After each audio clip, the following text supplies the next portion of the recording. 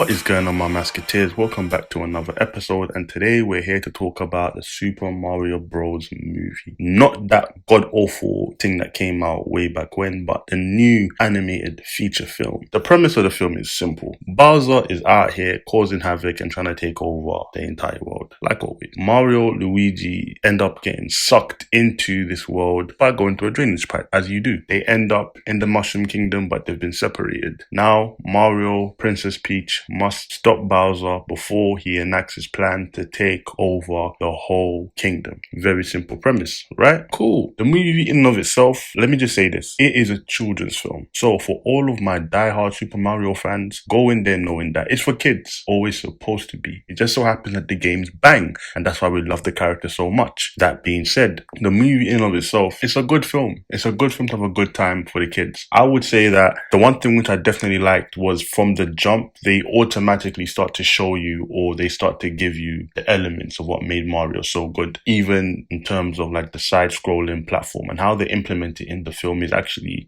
well done, and I would say fresh in that sense, because it's so seamless to when they're giving you a scene, and then just the way the camera cuts and how it's shown, you can see the game influence being implemented, and it doesn't distract from the story. That's another thing. They have a lot of Easter eggs, but it's not done in a way to where they make you say, hey, do you remember this from Mario? Do you remember this from Super Mario Bros? No, it's more of a case of where, look, enjoy. It's an homage to the games, but it's done in a way which is fresh, and the take is good, in my opinion. I will say that the voice acting for everybody on point. The one that really stood out for me was Jack Black as Bowser. I thought that Bowser had a lot of nuance and was layered, even though he wasn't given that much. And that's just testament to the script, and as well, Jack Black being an amazing actor. Give this man his flowers. When it comes to his voice acting, on point. And there's a particular song which he does, which is dedicated to Peach, because as you know, he's just in love with Peach constantly. In this film, they pay homage to that, but they've done it in a way that makes you believe, yeah, I can definitely see Bowser doing this in his spare time. The one thing which I will say I didn't like in terms of the voice acting, it was one person in particular, and that was Seth Rogen as Donkey Kong. Now, don't get me wrong, he wasn't bad, but I just didn't really like the character Donkey Kong, and Seth Rogen is always Seth Rogen. Even when he's playing something else, he's Seth Rogen. Whereas on the flip side, I felt that Chris Pratt as Mario was actually very surprisingly well, especially with the trailers. It made it seem like, hey, wait a minute, how come he doesn't have the, hey, it's me, Mario? But in the film, they address that very quickly, and how they do it is organic, and it just allows the film to continue, and you don't get taken out of it. The one thing which I will say in terms of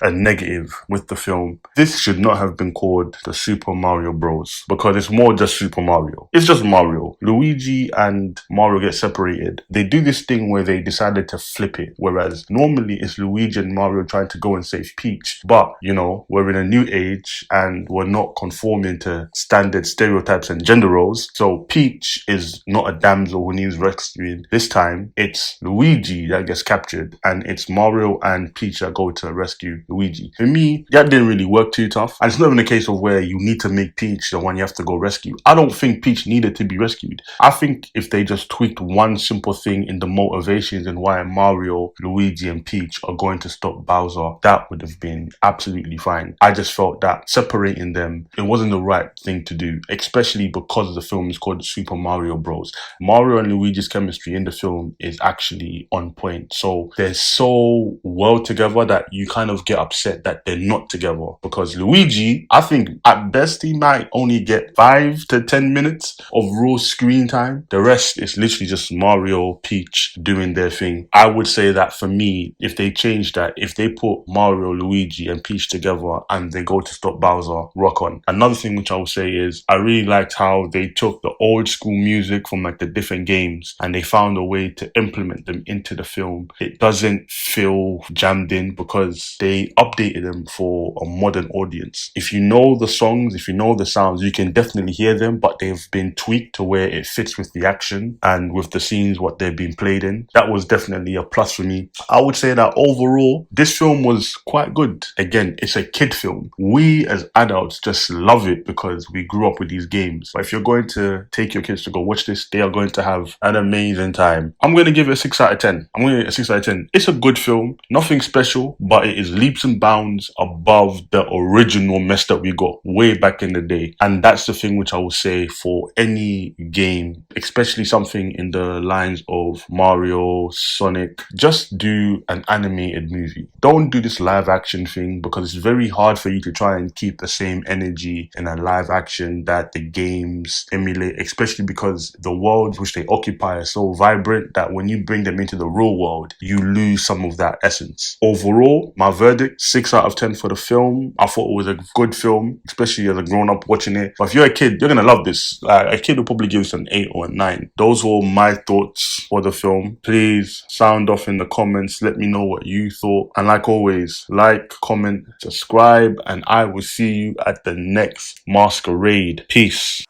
Never chase a bitch.